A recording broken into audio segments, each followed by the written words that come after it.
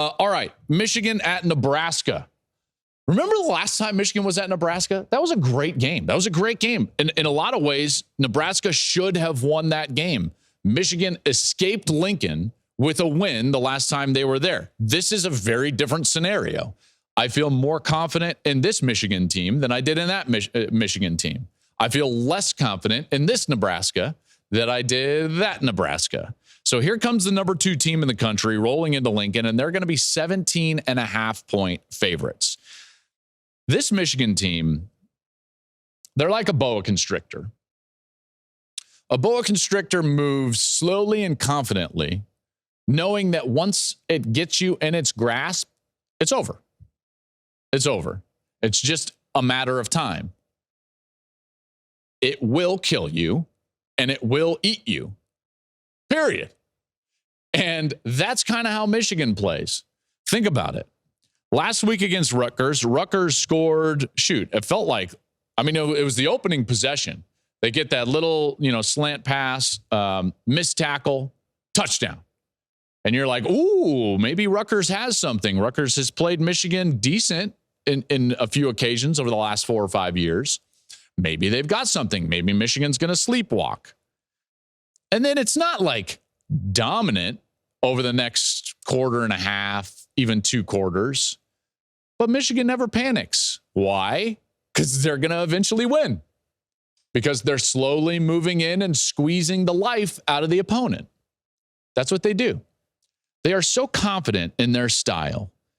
They are confident in their defense. They're confident in their offensive line.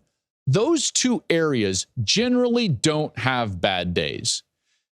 And this is kind of the point that I've been talking about with Texas. When you're built just on skill and you're built just on the ability to score a lot of points, you are banking on execution, detail, timing, and rhythm.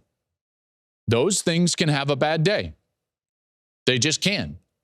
But when you're built on strength, toughness, effort, those things generally don't have a bad day.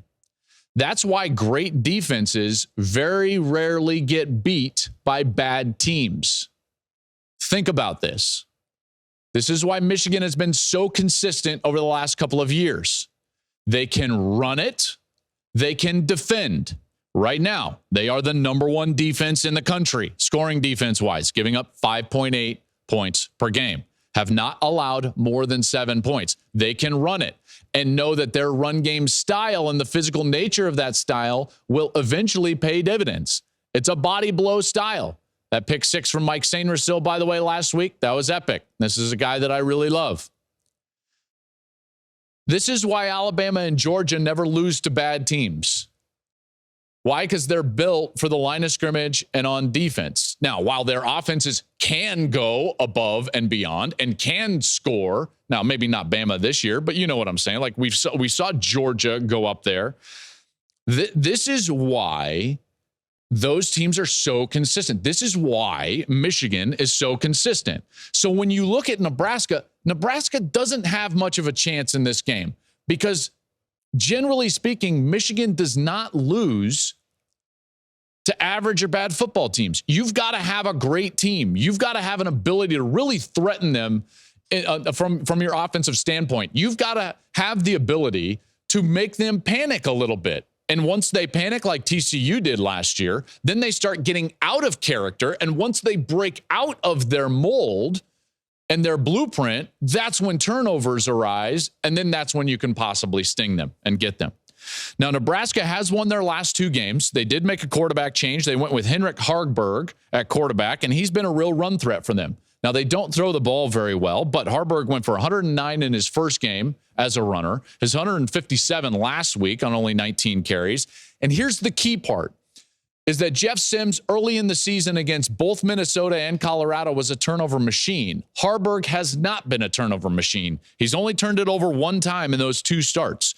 So while they don't throw the ball very well, they can run it. They need to shorten the game. They need to keep Michigan's offense off the field, and they need to do everything that they can to shorten this game and make Michigan get out of their blueprint. Make them panic a little bit. Make them do something offensively that they don't want to do. Maybe they can get a turnover, and at that point, maybe they can get an upset, earn an upset.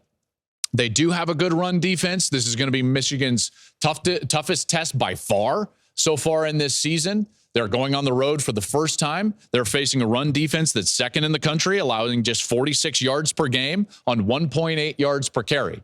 So it might not just be easy sledding for Michigan, but remember, Michigan does not panic. They generally stay in their blueprint, and they generally do not have a bad day. It's a big number, though, 17.5.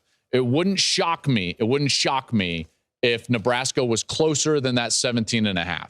I don't think they're going to win, but it wouldn't shock me if Nebraska was closer. In fact, I think I saw this, and I might correct me if I'm wrong, by the way. I believe Michigan is 0-3-1 against the spread. Part of that is blueprint. Part of that is new clock rules, right? This is not a team that cares to beat you by like, well, we got to cover. Our fan base wants us to cover. No. The fan base of Michigan just wants you to win. That's all they want. And then they want you to beat Ohio State. Thank you for watching the Joel Klatt Show YouTube channel. And if you liked this clip, make sure to like it and subscribe to the channel. And you can stay up to date on all of my college football coverage.